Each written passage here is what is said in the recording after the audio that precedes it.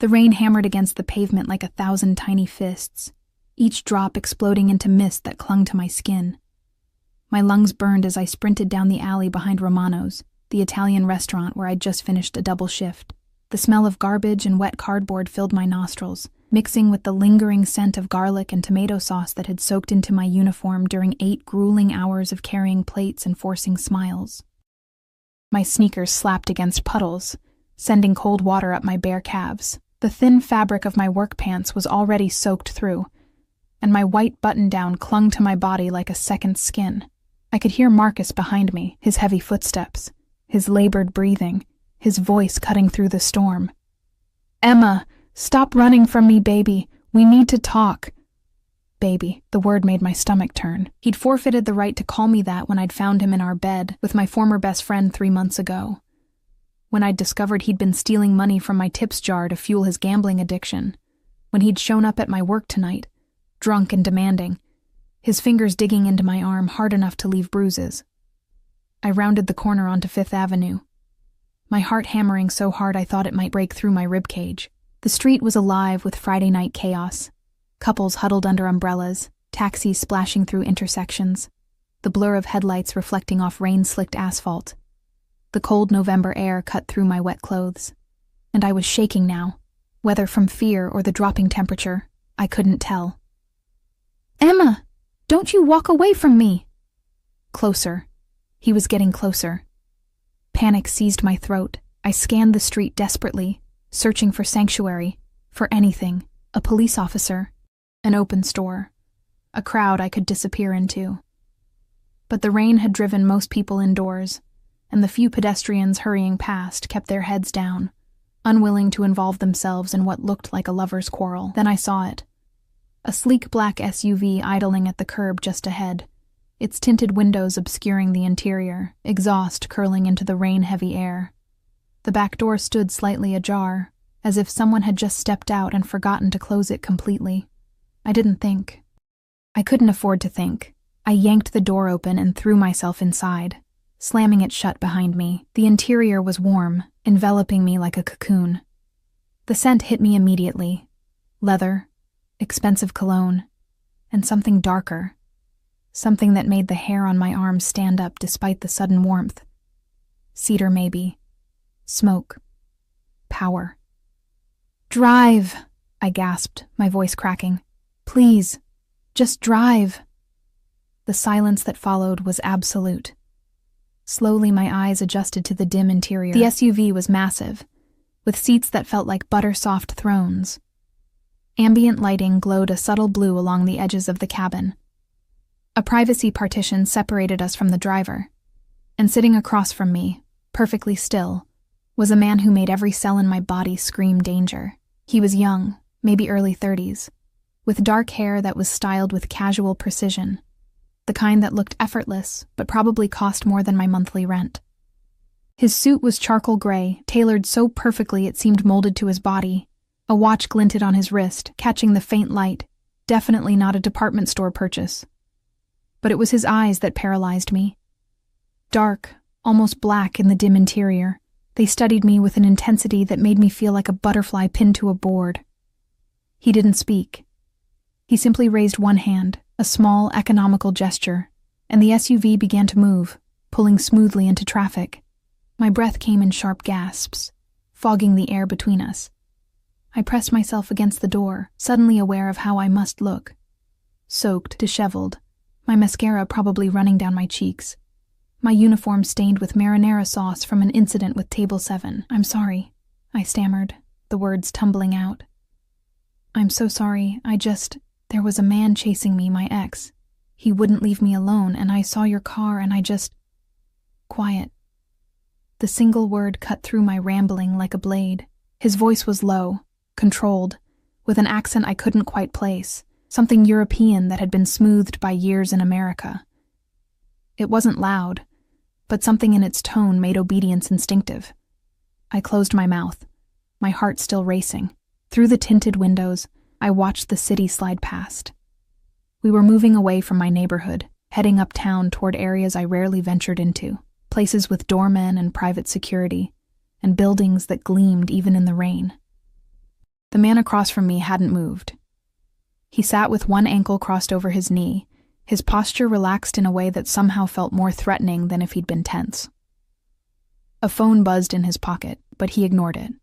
His attention remained fixed on me, and I felt like a specimen under a microscope.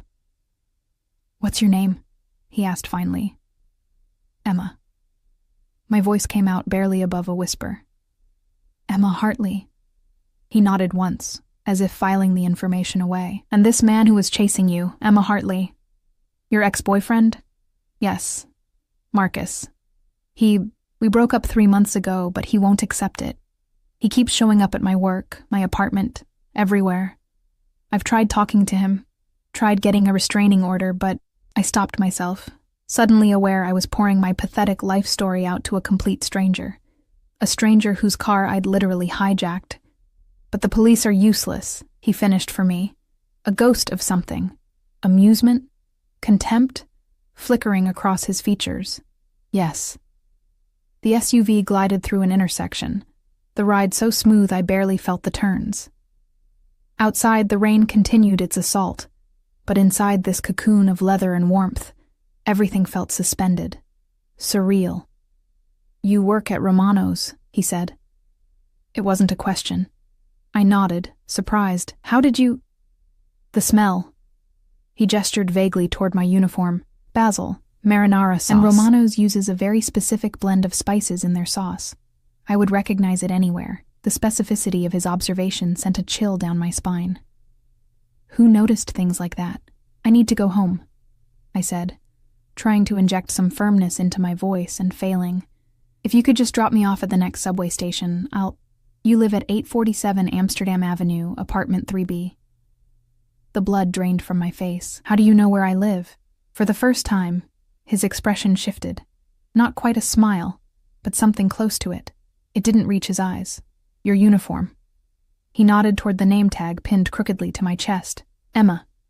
Romano's. 5th Ave location. There are only 3 Emmas who work at that location. 2 are over 50. You are not. Emma Hartley, age 24, moved to New York from a small town in Ohio 2 years ago. Works double shifts 4 days a week. Lives alone in a 1-bedroom walk-up in a building with a broken security door. My hands were shaking now, and not from the cold. Who are you?" "Someone who knows things." He leaned forward slightly, and I caught another wave of that cologne. Intoxicating and terrifying at once. Someone who finds it interesting that a young woman would throw herself into a stranger's vehicle rather than face her ex-boyfriend. "What did he do to you, Emma?" The question was asked gently, but there was steel underneath it. I found myself answering before I could stop myself. "He hit me. Not badly, just—" I caught myself minimizing, a habit I'd developed. "He hit me. When I tried to leave, he said I owed him, that I'd ruined his life, that if he couldn't have me, no one could." Silence filled the space between us. The man's expression hadn't changed, but something in the air shifted. The temperature seemed to drop despite the car's heating system. When he spoke again, his voice was even quieter than before. "I see." The SUV turned onto a tree-lined street that screamed wealth. Brownstones with pristine facades, vintage street lamps casting pools of golden light. The kind of neighborhood where my entire year's salary wouldn't cover a month's rent. "This isn't my neighborhood," I said, fresh panic rising. "Where are we going?" "Somewhere safe." He pressed a button, and the privacy partition lowered slightly. The driver, a massive man with a shaved head and a neck like a tree trunk, glanced in the rearview mirror. "Marco, call Romano's. I want the full schedule for all employees named Emma, then contact Victor. Tell him I need a complete background check on—" He paused, those dark eyes finding mine again. "Marcus what?" "Sullivan," I whispered. "Marcus Sullivan. Everything. Where he works, where he drinks, his debts, his associates. I want it in an hour." "Yes, sir." The driver responded, his voice a deep rumble. The partition slid back up. "Wait," I said, my voice rising. "You can't just— I appreciate the help, but I don't even know who you are. I should go. This is crazy. I shouldn't have jumped in your car, and I'm sorry for that, but—" "But you did," he interrupted smoothly. You made a choice, Emma Hartley, a desperate choice perhaps, but a choice nonetheless. And now you're here. He tilted his head slightly, studying me like I was a puzzle he was trying to solve. Do you know what I do for a living? Every instinct I had screamed that I didn't want to know the answer to that question, but I couldn't look away from those eyes. Couldn't do anything but shake my head. I solve problems, he said simply. Problems that the police can't or won't solve. Problems that require a certain approach. And it seems you have a problem, Emma. I don't want anyone hurt, I said quickly. I just want him to leave me alone. Something flickered in his expression. Respect, maybe, or surprise. Noted. The SUV pulled to a stop in front of a brownstone that looked like something from a movie. 4 stories of honey-colored stone. Black iron railings. Windows that gleamed even in the rain. A man in a dark suit stood by the entrance, an umbrella ready. I noticed the bulge under his jacket, and my blood turned to ice. Come, the man beside me said, reaching for the door handle. No. I pressed myself further into the corner, my hand finding the opposite door handle. I'm not going in there. I don't know you. This is insane. He paused, his hand still on the door, and turned to face me fully. In the close confines of the SUV, with the rain drumming on the roof and the city muffled outside, the intensity of his presence was overwhelming. My name is Dante Moretti, he said, and the way he said it suggested I should know the name, should recognize it. When I only stared at him blankly, something like amusement crossed his features again. You really have no idea who I am, do you? I shook my head. Good, he said softly. That's refreshing. He gestured toward the brownstone. I have business to attend to. You are wet, cold, and frightened. Inside, there is warmth, food, and most importantly, safety. Your ex-boyfriend does not know you are here, cannot know you are here. You will have time to think, to breathe, to decide what you want to do next. I am offering you sanctuary, Emma. Nothing more. Why? The question burst out of me. Why would you help me? You don't know me. For a long moment, he didn't answer. Then he said very quietly, because you jumped into my car instead of anyone else's. Because you chose me, even if you didn't know what you were choosing. And because... He paused. And for the first time, I saw something human flicker behind those calculating eyes. I have sisters, and I would hope that if they were in your position, someone would help them. It was the answer I needed to hear, whether it was true or not. Slowly, I released the door handle. Dante's lips curved in something that might have been a smile. He opened his door, and immediately the man with the umbrella was there, shielding him from the rain. Dante turned back, extending his hand to me. Coming? I looked at his hand, strong, elegant, with a silver ring on his right index finger bearing some kind of crest I couldn't make out in the dim light. Everything in my rational brain screamed that this was a mistake, that I was trading one danger for another potentially worse one. But the alternative was going back to my apartment with its broken lock, waiting for Marcus to show up drunk and angry in the middle of the night. I took his hand. His fingers closed around mine, firm and warm, and he helped me out of the SUV. The moment my feet touched the wet pavement, 2 more men materialized from somewhere I hadn't noticed, flanking us as we walked toward the entrance. The man with the umbrella kept pace, ensuring not a single drop touched Dante while I stood there, still soaked to the bone. The front door opened before we reached it, revealing an elegant foyer with marble floors and a chandelier that probably cost more than I'd earn in my lifetime. Sophia, Dante called, his voice echoing in the space. A woman appeared from a doorway to the right, middle-aged, handsome, with salt and pepper hair pulled back in a neat bun. Her eyes widened when she saw me, taking in my bedraggled appearance. Mr. Moretti, she said, her tone professionally neutral despite her obvious surprise. Sophia, this is Emma. She will be staying with us tonight. Please prepare the blue guest room and find her something dry to wear, and food. She hasn't eaten. I ate at work, I protested weakly. Dante's eyes cut to mine. You worked an 8-hour shift at Romano's on a Friday night. You ate scraps in the kitchen between serving tables. That is not eating. The accuracy of his statement rendered me speechless. Sophia moved forward with the kind of efficiency that spoke of years of service. "Of course, sir. Come with me, dear." I followed her toward the sweeping staircase, my wet shoes squeaking on the marble, acutely aware of the puddles I was leaving in my wake. At the base of the stairs, I turned back. Dante stood in the center of the foyer, perfectly composed despite the chaos I'd brought into his evening. He was looking at his phone now, his expression unreadable. As if sensing my gaze, he glanced up. Our eyes met across the elegant space, and something passed between us, a recognition, a question, a promise I didn't yet understand. "Thank you," I said, my voice barely carrying. He nodded once, then returned to his phone, already speaking in rapid Italian to someone on the other end. Sophia touched my elbow gently. "This way, dear." I climbed the stairs, my mind reeling. An hour ago, I'd been carrying plates of fettuccine alfredo to tourists. Now, I was in a brownstone that belonged on the cover of Architectural Digest, being cared for by a woman who called her employer Mr. Moretti, with the kind of deference usually reserved for royalty. And Dante Moretti himself, with his perfect suits and his dangerous eyes and his casual knowledge of my entire life, stood downstairs making phone calls about my abusive ex-boyfriend in Italian. I had jumped into the wrong car to escape Marcus. Or maybe, I thought as Sophia led me down a hallway lined with artwork that looked like it belonged in museums, I had jumped into exactly the right one. Either way, I had a feeling my life would never be the same. The blue guest room wasn't a room. It was a sanctuary. Walls painted in soft dove gray, accented with navy velvet curtains that pooled on the hardwood floor. A bed so large it could sleep 4 people comfortably, dressed in linens that looked like they had never known the inside of a department store. A fireplace, an actual working fireplace, crackled softly in the corner, casting dancing shadows across the ceiling.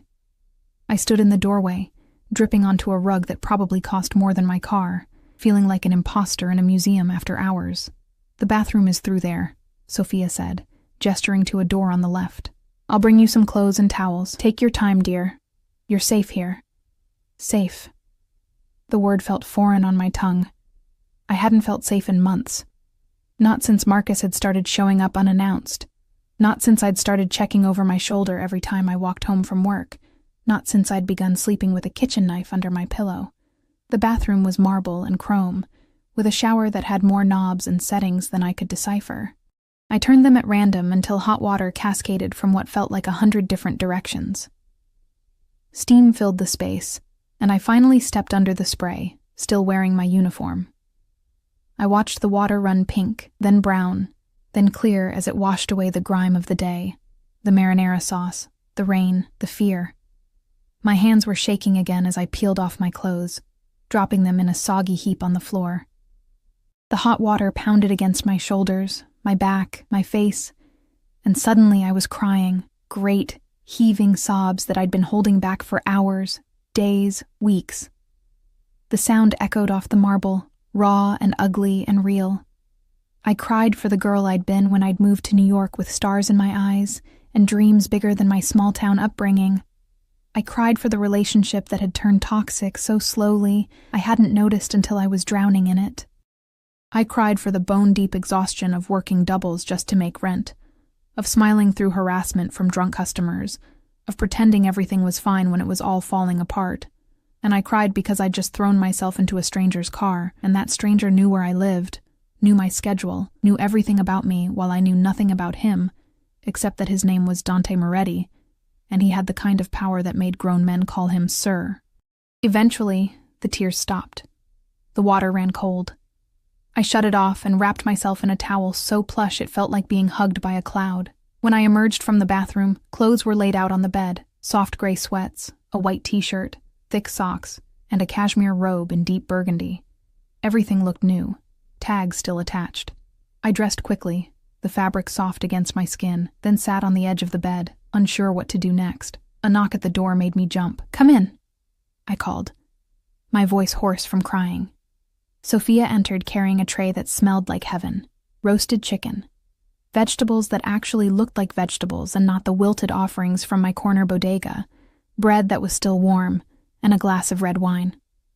"I wasn't sure what you'd like," she said, setting the tray on the small table by the window. But Mr. Moretti insists his guests eat well. Does he have many guests? I asked before I could stop myself. Something flickered across Sophia's face. Amusement, maybe, or pity. Not like you, dear. She left before I could ask what that meant.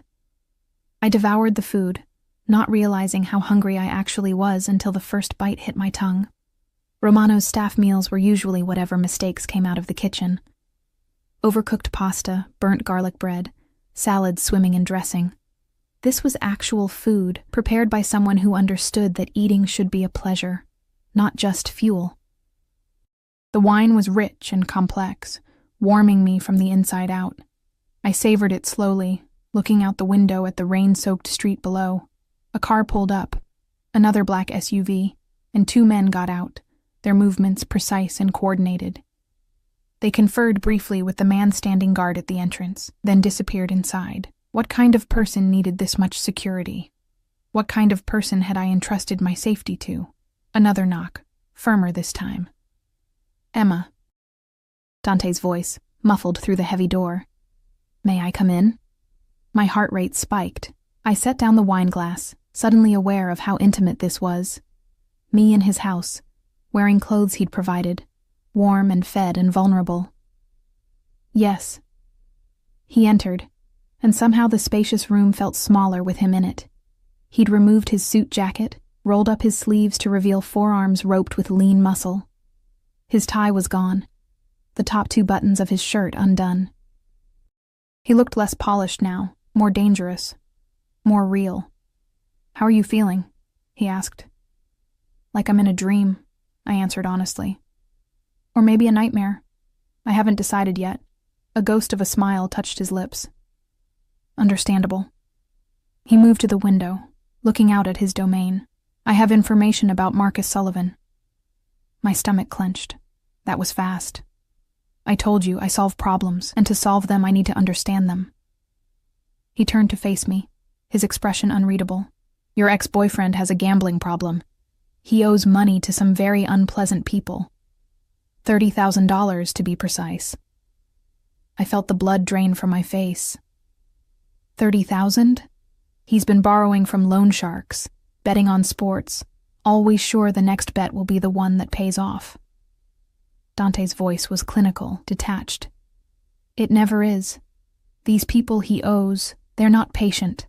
They've given him 2 weeks to pay up or they'll take it out of his skin. I don't have that kind of money, I said quickly.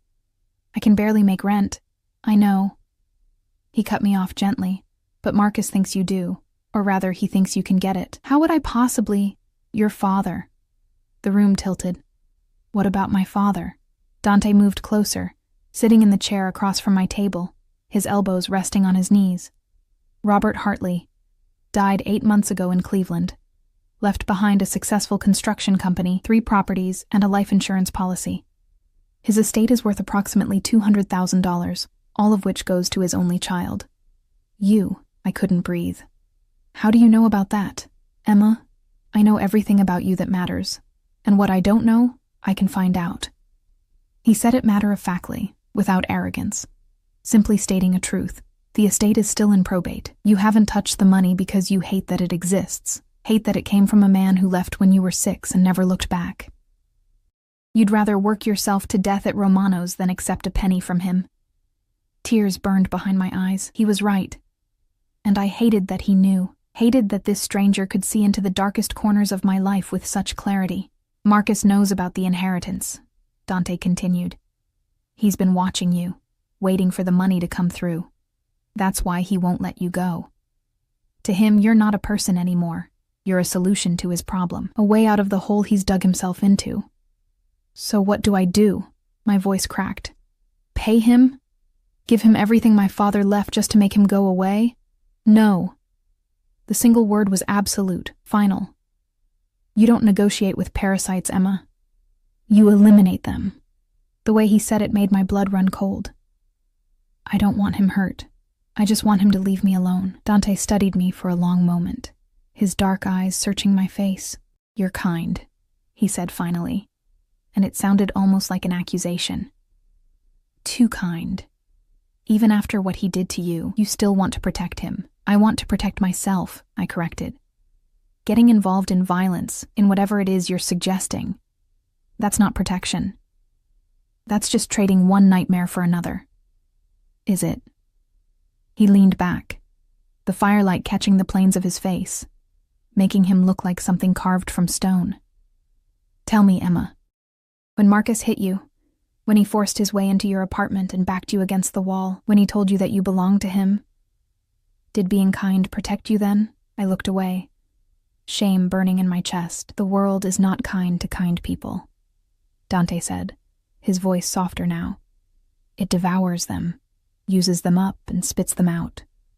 You've learned that lesson already, or you wouldn't have jumped into a stranger's car tonight. So what are you suggesting? I met his eyes again, something defiant rising in me. That I become cruel? That I let you hurt him on my behalf and pretend my hands are clean?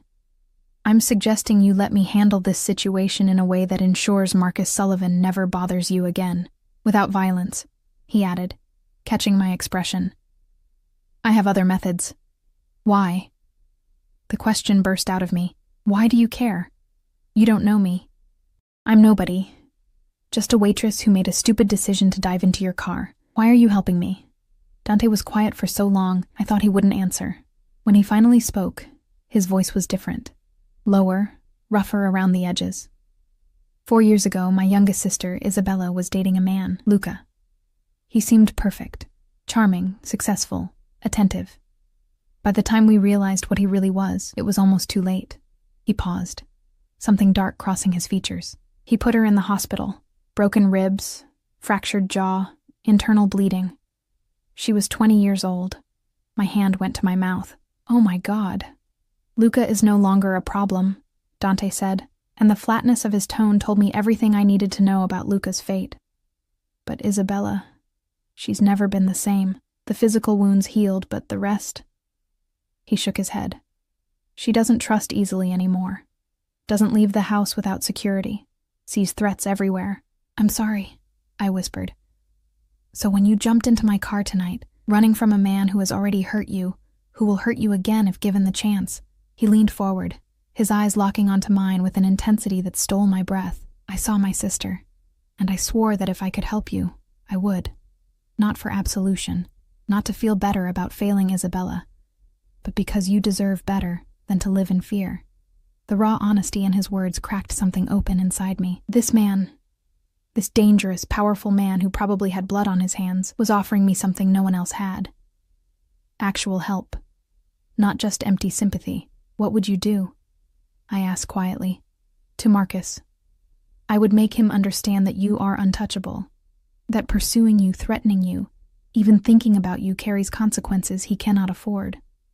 I would ensure the men he owes money to get paid. Not by you, never by you, but in a way that removes you from the equation entirely, and I would make certain that if he ever comes near you again, he'll wish he hadn't.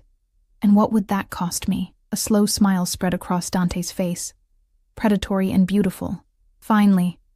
The right question.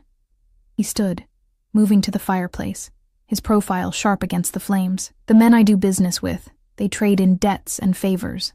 Everything has a price. Everything is a transaction. But you, Emma Hartley, he turned back to me. You intrigue me. You jumped into my car not knowing who I was, not caring about anything except escape. You're in my house now, wearing clothes I provided, and you're not trying to seduce me or manipulate me. You're not asking for money or connections or protection beyond this immediate problem. You're just honest. So what's the price? I repeated, my heart hammering. Dinner. I blinked. What? Have dinner with me, tomorrow night.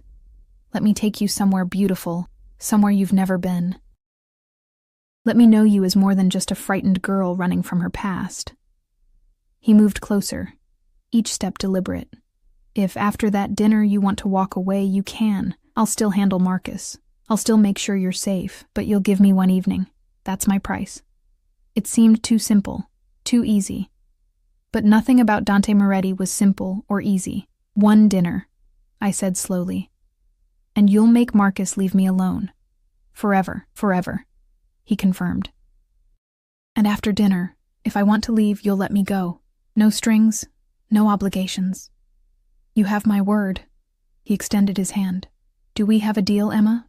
I looked at his hand, the same hand that had helped me out of the car, that probably had done terrible things I didn't want to imagine, that was now offering me salvation with a price that seemed impossibly small. I took it. His fingers wrapped around mine, warm and strong, and he pulled me to my feet. We stood there, inches apart, the fire crackling behind us, the rain still pattering against the windows. This close, I could see flecks of gold in his dark eyes, could smell that intoxicating cologne mixed with something uniquely him. Sleep well, Emma, he said softly, releasing my hand. Tomorrow, everything changes. He left, closing the door quietly behind him, and I stood alone in that beautiful blue room, wondering what I'd just agreed to, wondering what tomorrow would bring, wondering if I'd just made a deal with the devil himself, and if so, why part of me didn't care. I didn't sleep well. The bed was too soft, the room too quiet, my mind too loud. Every time I closed my eyes, I saw Marcus's face, rage-twisted and desperate, then Dante's face, calm and calculating. Those dark eyes that seemed to see straight through me. I kept reaching for my phone to check the time, then remembering I'd left it in my locker at Romano's, afraid Marcus might use it to track me. At some point near dawn, I finally drifted off, only to wake to sunlight streaming through the gauzy curtains and the smell of fresh coffee. A note had been slipped under my door while I slept. Good morning, Emma. Breakfast is waiting downstairs. There are clothes in the closet. Wear whatever feels comfortable. Our reservation is at 7 p.m. D. The handwriting was precise, elegant, the kind that suggested expensive private schools and etiquette classes I could only imagine. I found the closet, which was more of a small room, and froze. It was full of women's clothing, all in my size, all with tags still attached. Jeans, blouses, dresses ranging from casual to formal, shoes arranged on built-in shelves, a rainbow of options, each piece clearly expensive, clearly chosen with care. How had he known my size? When had he arranged this? I selected the most understated outfit I could find, dark jeans that fit like they'd been made for me, a cream-colored sweater so soft it felt like wearing air, ankle boots that probably cost more than a month's rent. I caught my reflection in the full-length mirror and barely recognized myself. I looked like I belonged in this world of marble floors and crystal chandeliers. I looked like someone Dante Moretti might actually want to have dinner with. Downstairs, I followed the sound of voices to a sun-drenched dining room. Sophia was setting out platters of food, fresh fruit, pastries, eggs, bacon, orange juice that looked freshly squeezed. At the head of the table sat Dante, wearing dark slacks and a black sweater, reading something on his tablet, a cup of espresso at his elbow. He looked up when I entered, and something shifted in his expression. Good morning. You slept well? Not really, I admitted, sliding into the chair Sophia pulled out for me. Honest as always. He set down the tablet. Coffee? Tea? Coffee, please. Black. Sophia poured, the rich aroma making my mouth water. I wrapped my hands around the delicate china cup, grateful for something to do with my nervous energy. I've taken care of Marcus, Dante said, as casually as if he were discussing the weather. My cup froze halfway to my lips. What? How? It's only been 12 hours, 14 technically, but who's counting? He took a sip of his espresso. This morning, Marcus Sullivan received a visit from representatives of the gentleman he owes money to. They informed him that his debt has been paid in full by an anonymous benefactor, with interest. They also informed him that this benefactor has taken a personal interest in your well-being, and that any further contact with you would be considered a grave insult. One they would be forced to address. I set down my cup before I dropped it. You paid his debt? $30,000 just like that? 32, with interest? And yes, just like that, Dante's eyes met mine. Money is simply a tool, Emma. I have more than I could spend in several lifetimes. Why not use it to solve problems? But Marcus, he'll think he won. He'll think he scared me into paying. He'll think whatever he wants, as long as he stays away from you. Dante leaned back in his chair. The men I sent made it very clear that the money came from someone else. Someone with reach. Someone who would know if Marcus so much as looked in your direction. And to ensure complete understanding, they showed him photographs. Photographs! My voice came out weak. Of you. Getting into my car last night, walking into this house, having breakfast with me this morning. He gestured to someone I hadn't noticed. A man standing in the doorway with a camera. Marcus now knows you have protection. Powerful protection. That knowledge alone will keep him away better than any restraining order ever could. I should have been horrified. Should have been angry that someone had photographed me without permission. That my life was being manipulated like chess pieces on a board. But instead, all I felt was a dizzying sense of relief. For the first time in months, I could breathe without looking over my shoulder. Thank you, I whispered. Dante waved a dismissive hand. Eat, you're still too thin. I did, forcing food past the knot in my stomach. The pastries melted on my tongue, the fruit was perfectly ripe, the eggs were better than anything I'd ever made for myself in my cramped kitchen. Sophia kept my coffee cup full, hovering like a protective mother hen. What about work? I asked suddenly. I have a shift this afternoon. I called Romano's this morning, told them you had a family emergency and would be out for the weekend. I set down my fork. You can't just reorganize my entire life. I'm not reorganizing. I'm simplifying. He wiped his mouth with a napkin. You work too much for too little money, and your manager is a man who waters down the wine and skims from employee tips. You deserve better. How do you know about the tips? Because I own Romano's, Dante said simply. Well, technically, I own the building, and the 4 buildings around it, and I've been aware of Giuseppe's creative accounting for months now. He'll be replaced by Monday. My head was spinning. You own, but I've been working there for over a year. I've never seen you. I have many investments, Emma. I can't personally oversee them all, but when something catches my attention... His eyes locked on mine. I pay very close attention. The implication hung in the air between us. I'd caught his attention. Somehow I'd become something he was paying very close attention to. Our reservation is at 7 p.m., he continued, changing the subject smoothly. We'll leave at 6:30. The drive takes 20 minutes. Where are we going? A mysterious smile played at his lips. Somewhere you'll never forget. The day passed in a strange fog. Sophia showed me around the brownstone. 5 floors of understated luxury, each room more beautiful than the last. A library with floor-to-ceiling shelves and a rolling ladder. A music room with a grand piano that gleamed like black glass. A gym in the basement that looked like something from a magazine. And everywhere, men in dark suits, positioned strategically, always watching. Mr. Moretti takes his security seriously, Sophia said, when she caught me staring at one of the guards. Why does he need so much security? She gave me a look that said I was being deliberately naive. Mr. Moretti is a very important man. Important men have enemies. What kind of important? But Sophia just smiled and changed the subject. At 5 p.m., she ushered me back to the blue room where 3 dresses had been laid out on the bed. One black and elegant, one deep red and daring, one midnight blue that shimmered when it caught the light.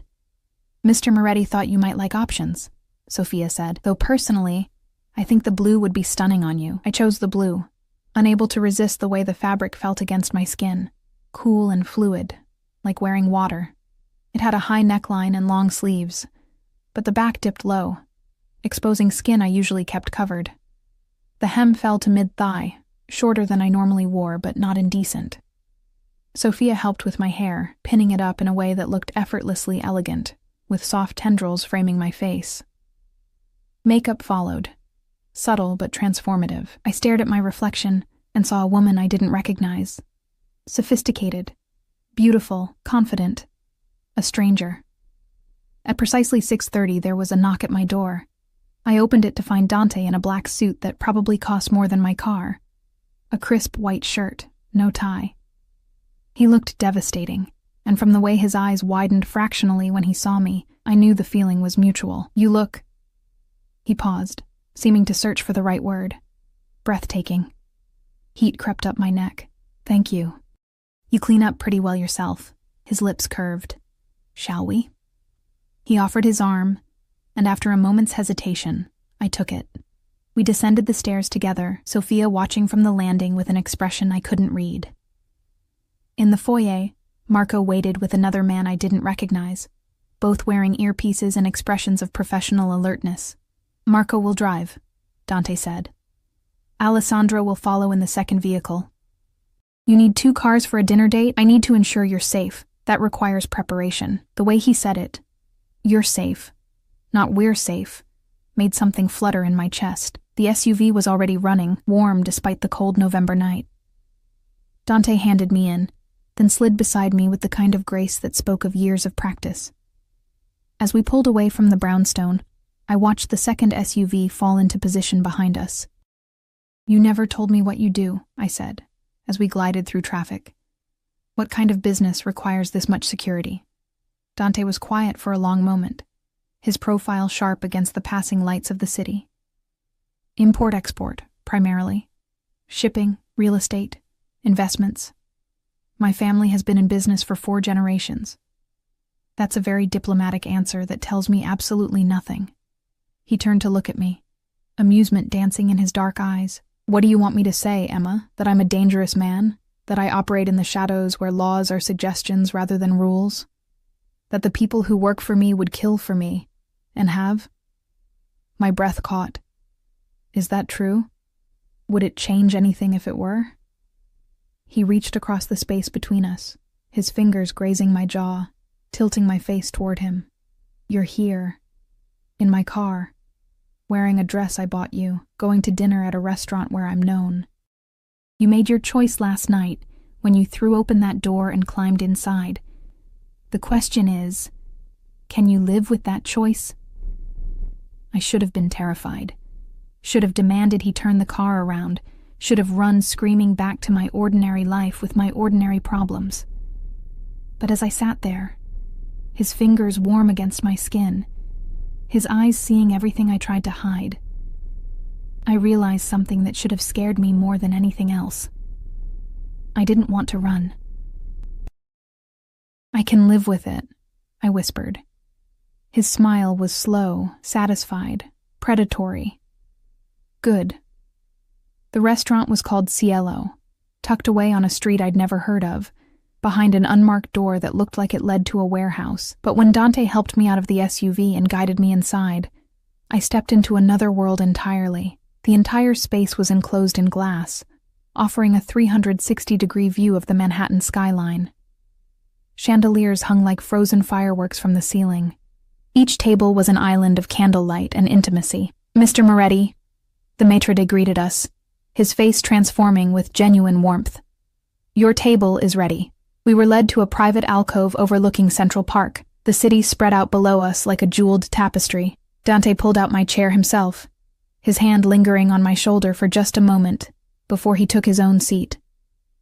This is incredible, I breathed, unable to look away from the view. I thought you'd appreciate it. He signaled a waiter, who appeared instantly with champagne. To new beginnings. We clinked glasses, and I took a sip, the bubbles dancing on my tongue. The champagne was perfect, the view was perfect, the man across from me was perfect in a dangerous, unsettling way. Tell me about yourself, Dante said, leaning back in his chair. The real you, not the facts in a background check. What do you want to know? Everything. So I told him. About growing up in a small Ohio town where everyone knew everyone's business. About my mother working 3 jobs after my father left, dying of exhaustion disguised as a heart attack when I was 19. About coming to New York with dreams of being a writer, only to discover that dreams didn't pay rent. About Marcus, who'd seemed charming at first, then controlling, then dangerous. About feeling invisible in a city of millions, like I was screaming and no one could hear. Dante listened to every word, his attention absolute, and when I finally fell silent, embarrassed by how much I'd revealed, he reached across the table and took my hand. You're not invisible anymore, Emma, he said quietly. I see you. And God help me. I believed him. The dinner stretched into hours, course after exquisite course, appearing like magic.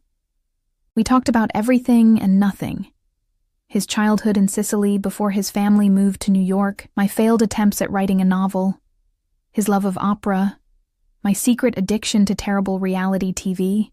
He made me laugh, something I hadn't done genuinely in months. And when I laughed, something in his severe features softened, became almost boyish.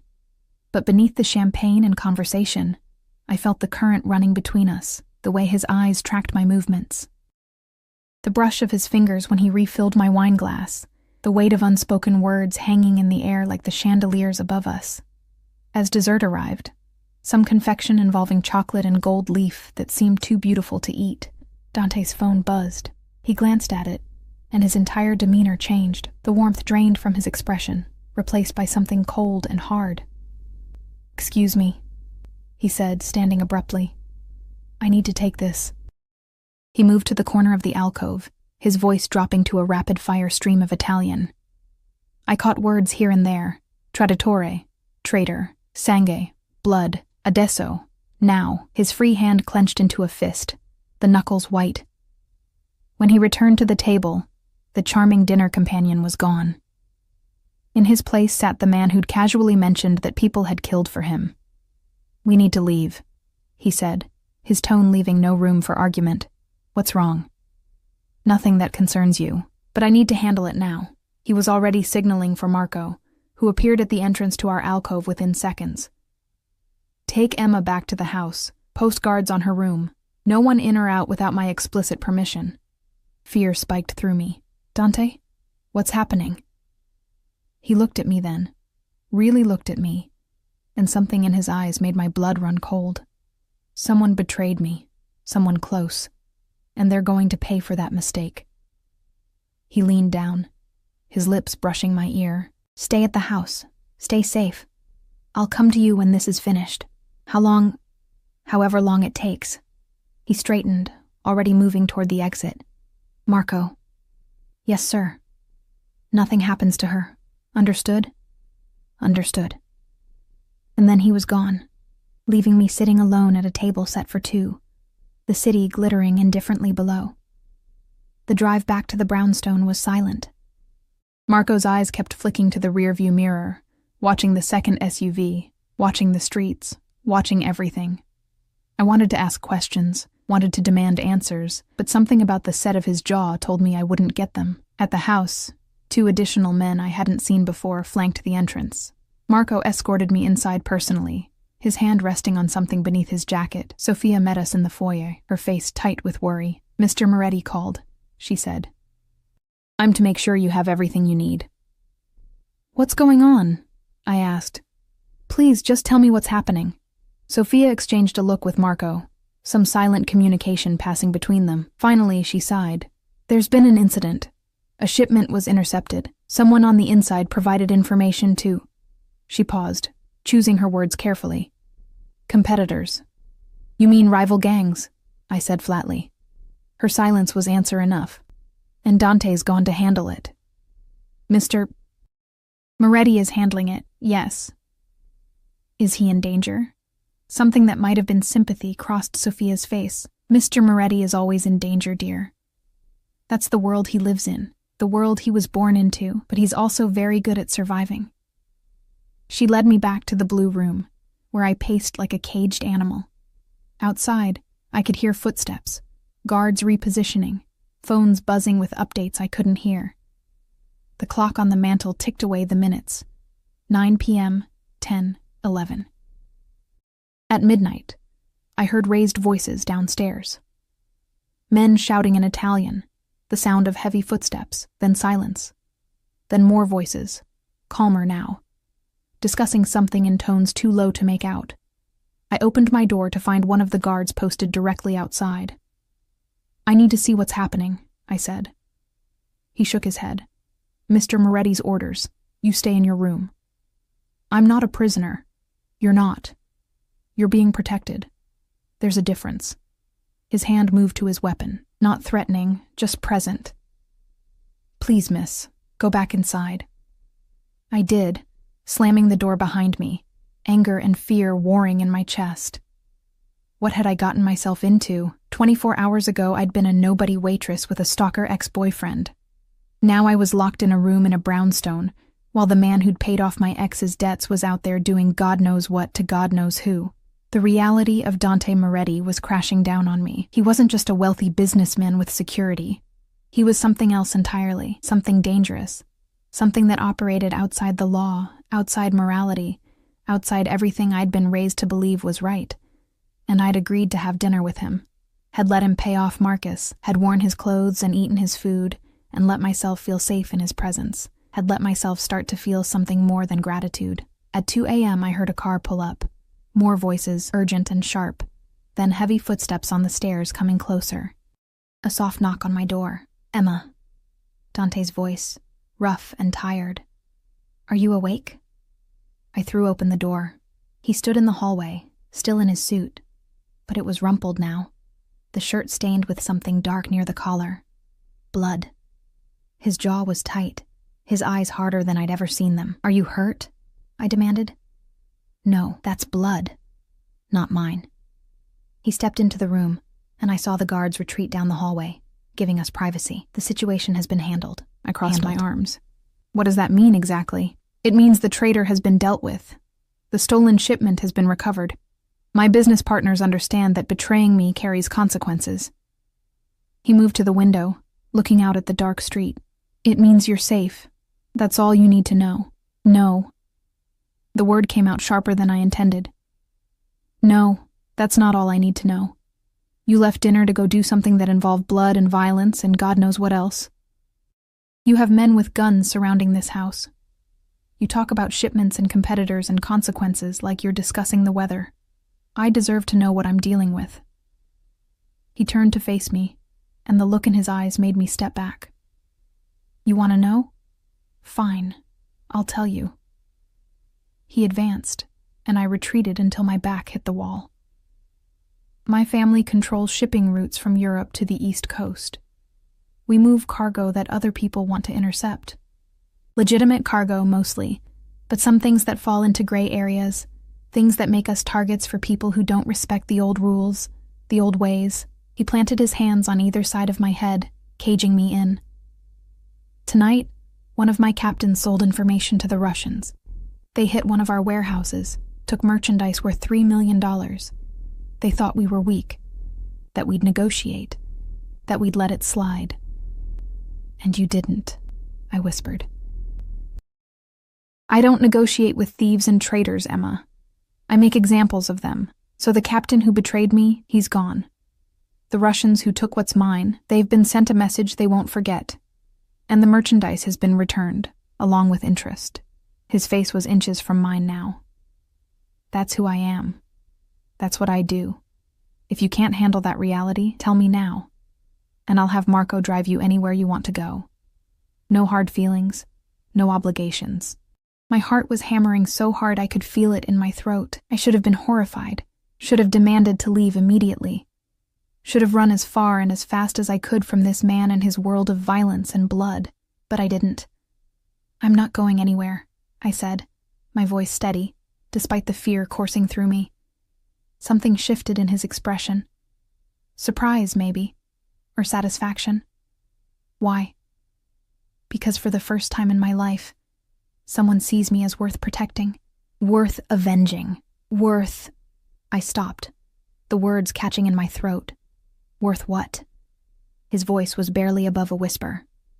Worth everything, I finished. The distance between us evaporated. His lips crashed against mine, and I tasted wine and danger and something darker. My hands fisted in his shirt, the one stained with someone else's blood, and pulled him closer.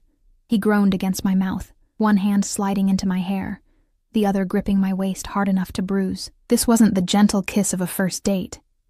This was possession, claiming.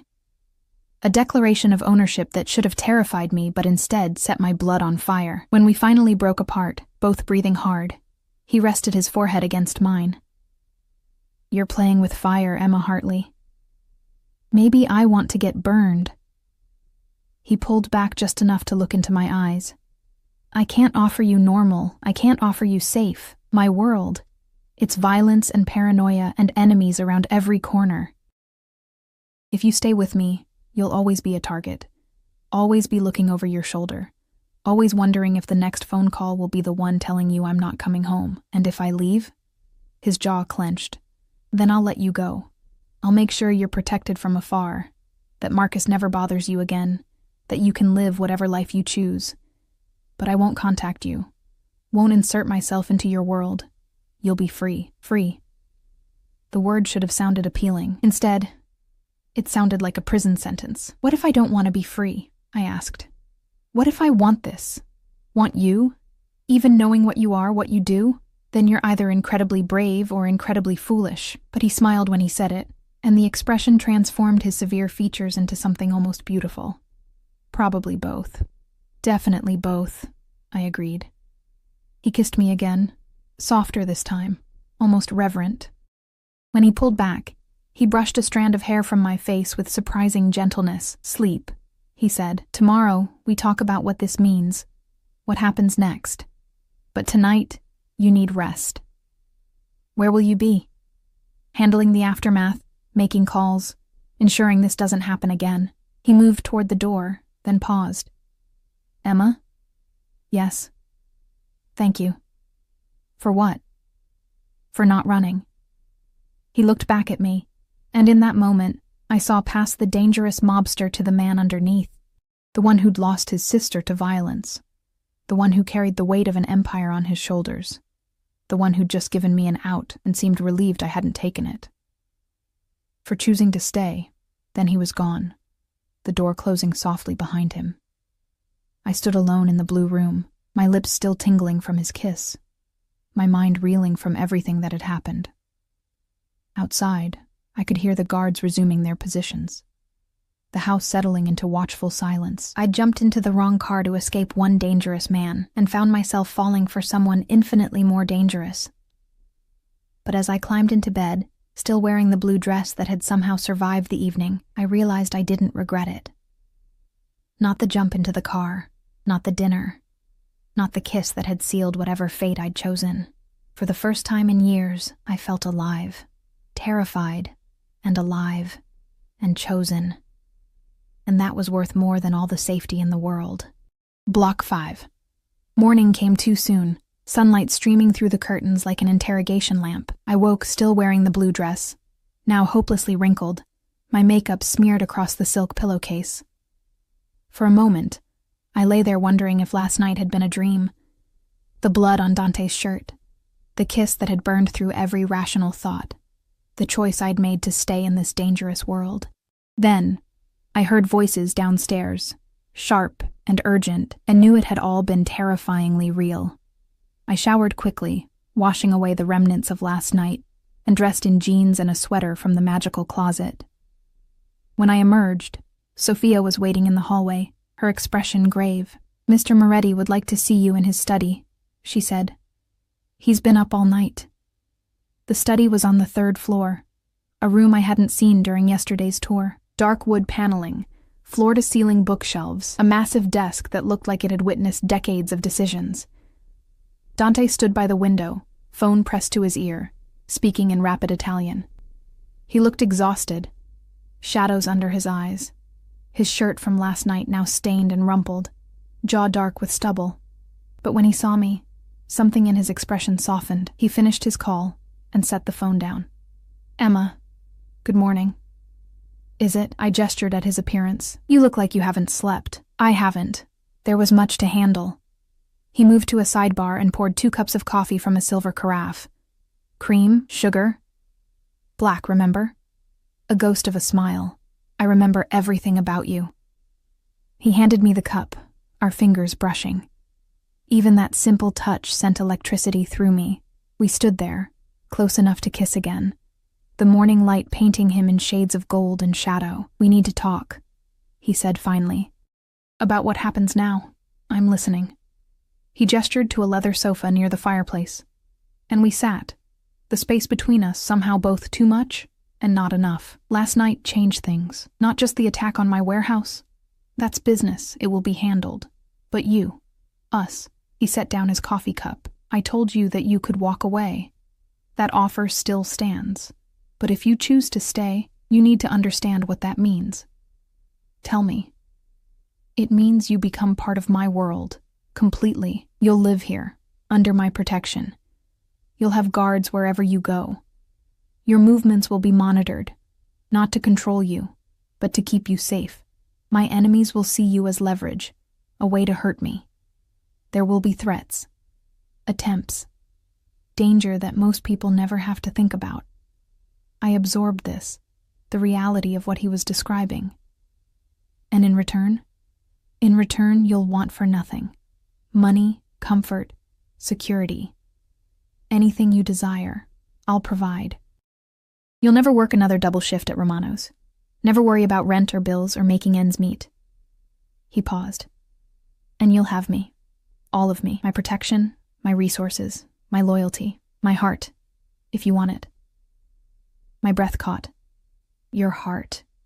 He leaned forward, elbows on his knees, his eyes locked on mine with devastating intensity. I don't do things halfway, Emma. When I commit to something, I'm all in, and last night, when I kissed you, when you kissed me back, I made a decision. You're mine now. Mine to protect. Mine to care for. Mine to... He stopped, jaw clenching. Mine. The possessiveness in his voice should have set off alarm bells, should have reminded me of Marcus and his claims of ownership, his demands for control, but this was different. Dante wasn't trying to diminish me. He was offering to elevate me, to pull me into his orbit and hold me there, safe and cherished and seen. And if I want something else? I asked quietly. If I want to keep working, to maintain some independence, to have a life outside of being yours? His expression darkened. Then we'll have a problem, because I can't protect you if you're wandering around the city alone, serving tables to strangers, putting yourself at risk. My enemies don't play fair, Emma. They'll use any weakness, any opening. And you, his hand cupped my face, thumb stroking my cheek. You would be my greatest weakness, so I'd be a prisoner, a beautiful, well-cared-for prisoner. No. The word was fierce. A prisoner has no choice. You have a choice. Stay and accept the life I'm offering, the protection, the luxury, the devotion. Or leave, and I'll ensure you're safe from afar, but we'll never see each other again. Choose, Emma. I stood, moving to the window, looking out at the tree-lined street below. A black SUV sat at the curb, 2 men visible inside, always watching, always ready. Was this the life I wanted? To be constantly guarded, constantly aware of threats I'd never had to think about before? But then, I thought about my old life, the cramped apartment with its broken lock, the exhaustion that lived in my bones from working endless shifts, the loneliness of being invisible in a city of millions, the terror of knowing Marcus could show up at any moment, angry and drunk and dangerous. Dante was offering me an escape from all of that, a life I'd never dared to dream of. And yes, it came with its own dangers, its own constraints, but at least they were golden chains, worn willingly, held by someone who'd proven, in just 2 days, that he would move heaven and earth to keep me safe. I want to finish my novel, I said, still looking out the window. Silence behind me. Then, what? I turned to face him. If I'm going to stay, if I'm going to be yours, I need something that's mine, a purpose beyond being protected. I want to write. I want to finish the novel I started 3 years ago and gave up on because I was too exhausted to think straight. I want a room in this massive house where I can work, where I can create something that matters. Dante stood, crossing to me in 3 long strides. Done. You can have any room you want. I'll have it set up with whatever you need. Desk, computer, books, anything, the entire 4th floor if you want it. And I want to visit my mother's grave, once a month, in Ohio. Alone, or just with a driver. Not with an army. His jaw tightened, but he nodded. Marco will drive you. He's discreet. And I want you to be honest with me, about your business, about the dangers, about what's happening. I don't need all the details, but I won't be kept in the dark like a child. That one's harder, he admitted. There are things you're better off not knowing, things that could put you in danger just by knowing them. Then we'll draw lines together, figure out what I need to know versus what I'm better off not knowing. But no lies, Dante. If you lie to me, We're done. He reached for me, pulling me close, his arms wrapping around me like he was afraid I'd disappear. No lies, he promised against my hair. I swear it. We stood there, holding each other, and I felt something settle in my chest. A decision made. A path chosen. For better or worse, I was stepping into Dante Moretti's world. There's one more thing, he said, pulling back to look at me. Your inheritance. The money from your father's estate. I stiffened. What about it? It's yours. Completely yours. I want you to keep it, invest it, use it however you want. But I don't want you touching it to pay for anything related to us. Your safety, your comfort, your needs, those are mine to provide for. That money is your independence, your escape hatch, if you ever need it. Tears burned my eyes. You're giving me a way out. I'm giving you a choice, always. He kissed my forehead. I want you to stay because you choose to, not because you have no other option. Your father's money gives you that option. The gesture broke something open inside me. This man, this dangerous, violent, powerful man, was ensuring I always had the means to leave him, was protecting my independence even as he asked me to surrender parts of it. I love you, I blurted out, the words escaping before I could stop them. Dante froze, his eyes widening. What? I know it's too soon. I know it's crazy. We've known each other for 2 days. But I laughed, a slightly hysterical sound. I jumped into your car to escape one danger and found something so much more dangerous, and I don't care. I love you. He kissed me then, deep and thorough, pouring everything he couldn't say into the press of lips and tongue. When he finally pulled back, his voice was rough. Ti amo, Emma Hartley. I've loved you since you climbed into my car, soaking wet and terrified and brave enough to demand I drive without even knowing who I was. That was 2 days ago, and I've loved you for every second since. He rested his forehead against mine. You're mine, Tesoro, and I'm yours. Whatever that means, however this unfolds, we're in this together. The rest of the day was a whirlwind. Sophia showed me the 4th floor, a massive space with windows overlooking the city, currently empty except for storage boxes. By evening, a team had transformed it into a writer's paradise, a desk positioned to catch the afternoon light, a ergonomic chair, a new laptop with all the latest software, bookshelves ready to be filled, a comfortable reading nook by the window. How did you do this so fast? I asked Dante, who'd appeared to inspect the work. Money and motivation, he said simply. I wanted you to have your space, your sanctuary. That night, we had dinner in his private dining room, just the 2 of us. No guards hovering, no business calls interrupting. We talked about everything. My novel, a thriller about a woman who witnesses a crime. His love of opera, Puccini was his favorite, our shared addiction to terrible action movies. I need to go to Sicily next week, he said over dessert. Family business. I'd like you to come with me. To meet your family. Panic fluttered in my chest. They already know about you. My mother called this morning, demanding details. He smiled wryly. Isabella wants to meet the woman who jumped into my car. Says anyone that bold deserves respect. What did you tell them about me? The truth. That you're brave and honest and you make me want to be better than I am. He reached across the table, taking my hand. That I'm keeping you. Over the following weeks, I settled into my new life. I wrote in the mornings, the words flowing easier than they had in years. Sophia became a friend, teaching me Italian and sharing stories about Dante as a serious child who'd taken on too much responsibility too young. Marco drove me to Ohio once a month, standing respectfully distant while I talked to my mother's gravestone. And Dante was everything. Protective to the point of obsession, yes, but never controlling. He encouraged my writing, read early chapters, and gave thoughtful feedback, celebrated when I finally finished the manuscript. He took me to the opera, to restaurants I'd only dreamed of, to his villa in Sicily where his family embraced me with warmth and curiosity. His mother pulled me aside during that trip, her English accented but clear. My son, he has always been serious, always carrying weight, but with you, I see him smile, really smile. Thank you for that. Marcus disappeared from my life completely, though I later learned he'd moved to Nevada, got a job in construction, married a woman who kept him on the straight and narrow. The threat he'd represented felt like a lifetime ago. 6 months after I'd jumped into that car, Dante took me back to the spot where it had happened. Rain was falling again, the streets slick and gleaming. "Do you regret it?" he asked, both of us standing under Marco's umbrella. "That night? The choice you made?" I looked up at him. This man who'd saved me and claimed me and loved me with an intensity that still took my breath away. Not for a second. He pulled a small box from his pocket.